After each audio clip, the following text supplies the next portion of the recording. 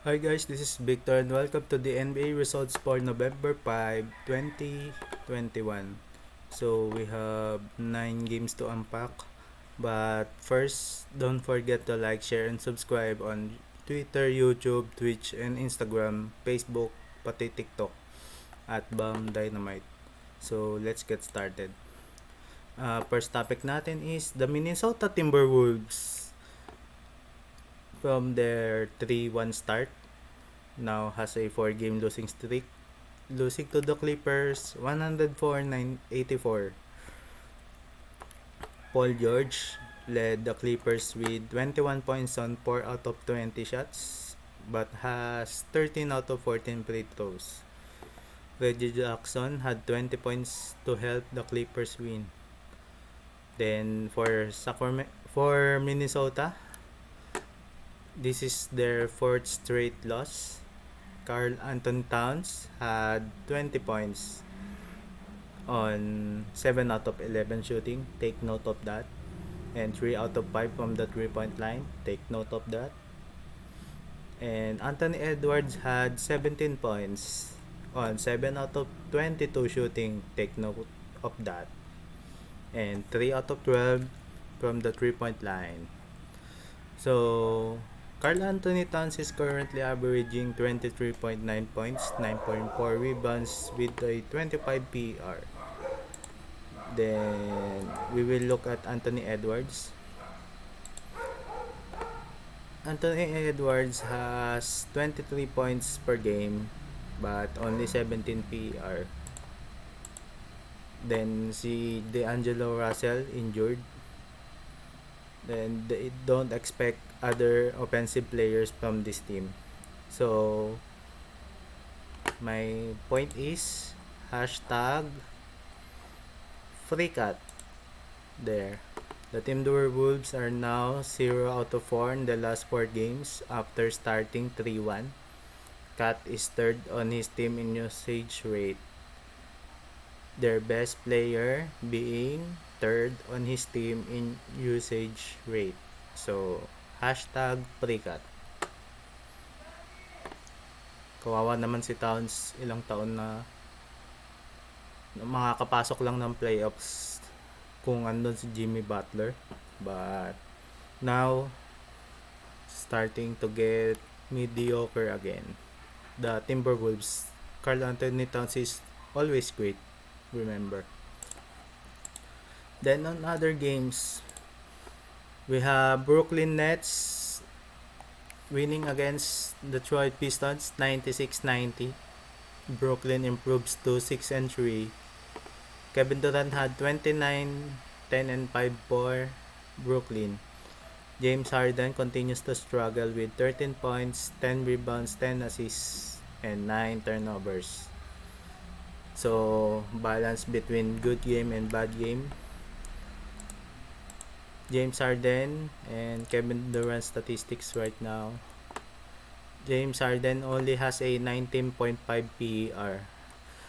From his days in Houston, usually above 27 PER or 28.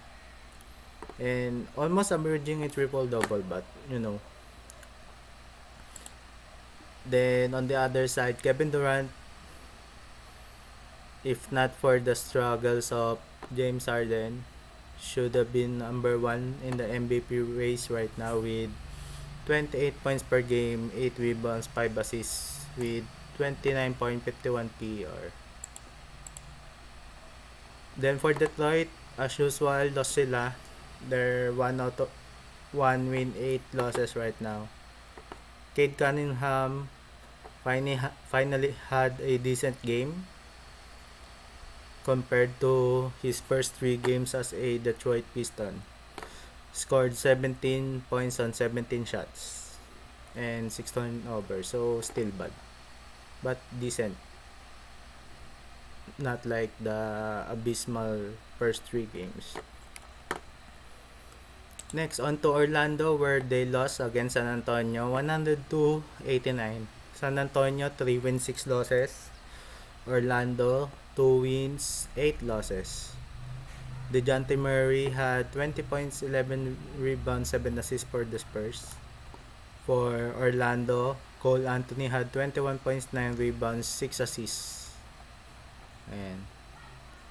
Next, Washington improves to 6-3, defeating the 5-4 Memphis Grizzlies 115-87.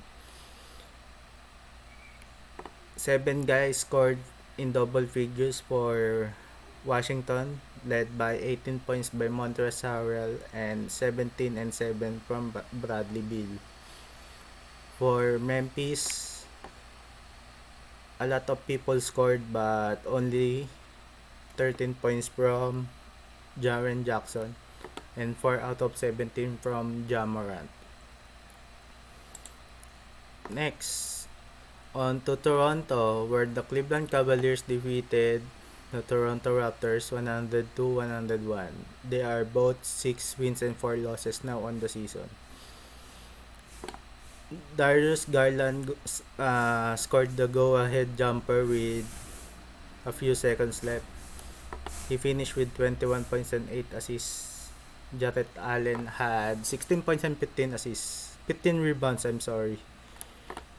For the Raptors, OG Anunoby led them with 23, 6, and 5. This is the last play of the game for Toronto.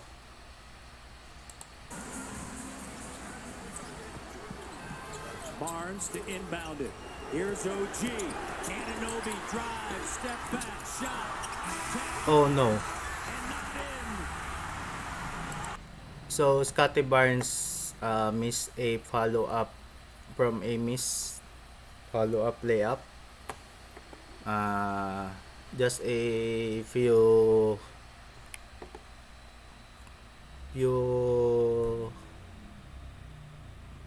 palakasin lang yung tip ng konti. Ayan. But they lost the game. Good win for Cleveland on the road. Both teams are playing good right now in the NBA. Both are 6 wins, 4 losses. Next, in Milwaukee, where the Milwaukee Bucks led by 21 points at the end of the first quarter, but losing by 15 to the New York Knicks 113-98. So that's a 36-point swing. Julius Randle had 32 points and 12 rebounds for New York. RJ Barrett had 20 points. Derrick Rose had 23. Milwaukee still missing a lot of their starting lineup. 80% of their starting lineup are not yet playing right now. Chris Middleton due to COVID. Brook Lopez, Drew Holiday, and Dante DiVincenzo due to injuries. So Giannis had 25 points, 7 rebounds, and 4 assists. Grayson Allen had 22 on 6 threes for Milwaukee Bucks.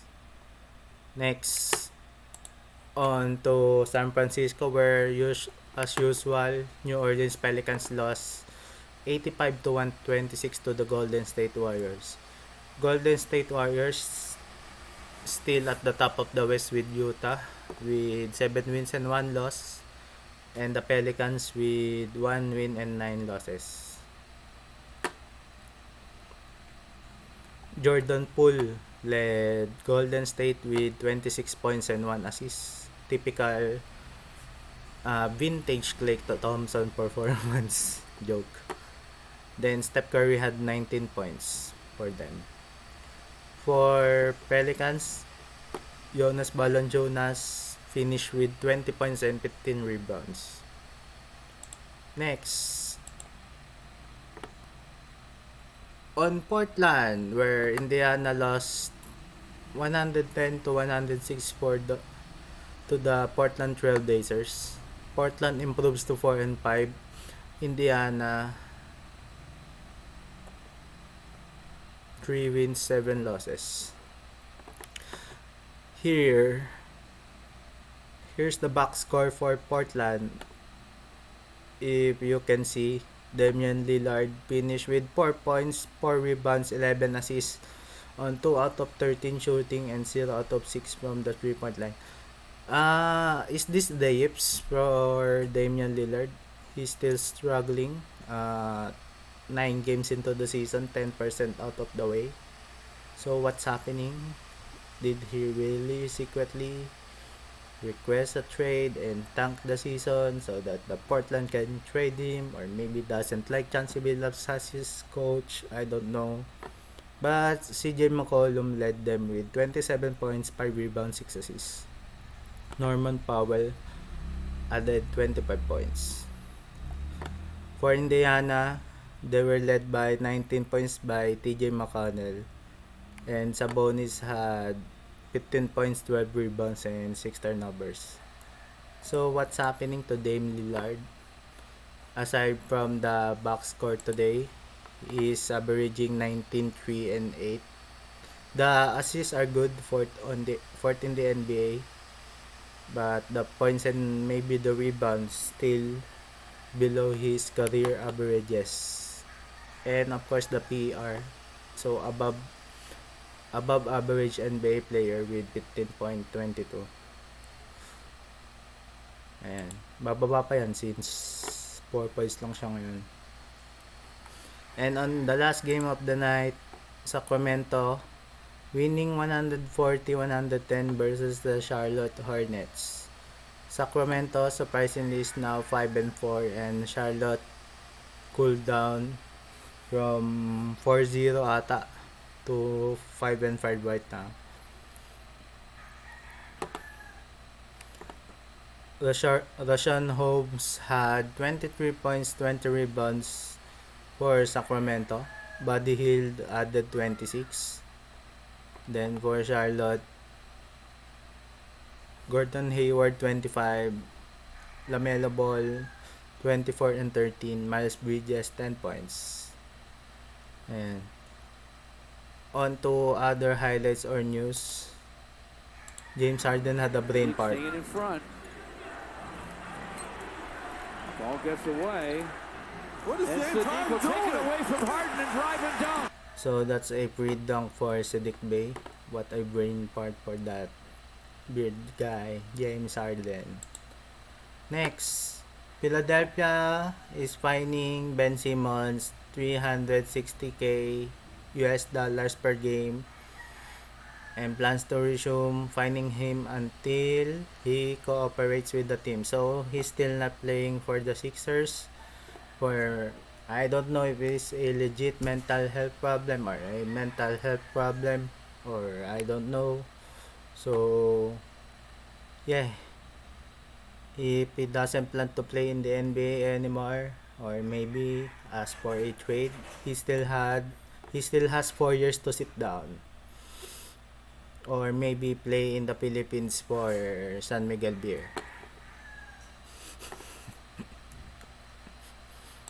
Next, New York Mayor Eric Adams.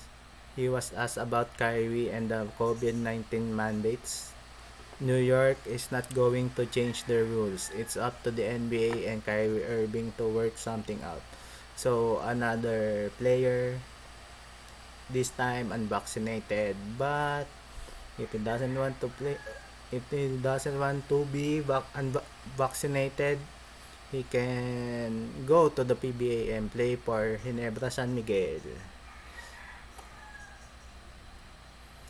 Then, since it's MVP season, Westbrook has taken more tie or go ahead 3 points in the final minute. His stats 8 out of 42 from the 3-point line. Nice. Next, Jason Tatum is leading the league so far in field goal attempts, but is not even in the top 10 in field goal makes. Nice. So I saw Jason Tatum is not great right now for Boston. Let's look at the stats leaders right now, and maybe we can search Jason Tatum. I forgot to search it earlier. Wow. 22 points, 8 rebounds, 3 assists per game, and 14.83 PR. What's up with that?